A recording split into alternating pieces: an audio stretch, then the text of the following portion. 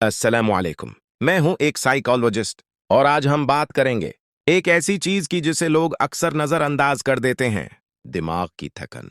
हम सब जानते हैं जिस्म थक जाए तो आराम देते हैं, लेकिन क्या आपने कभी अपने दिमाग को आराम दिया है?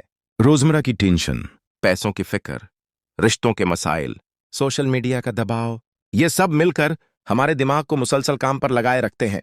नतीजा ओवर थिंकिंग, नींद की कमी, चिड़चिड़ापन, दिल घबराना और कभी कभी बगैर वजह उदासी। मसला ये नहीं कि आप कमजोर हैं, मसला ये है कि आप बहुत देर से मजबूत बने हुए हैं।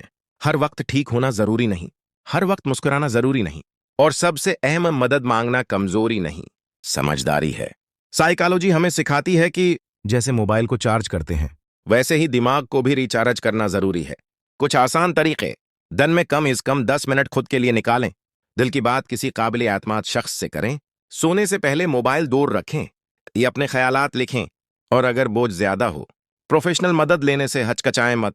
याद रखें, दिमाग भी जिस्म का हिस्सा है और जहनी सेहत, जिस्मानी सेहत जितनी ही जरूरी है। आप अकेले नहीं हैं, आप टूटे हुए नहीं हैं, आप बस थके हुए हैं। और थकन का इलाज मौजूद है। खुद का ख्याल रखें, क्योंकि आप कीमती हैं।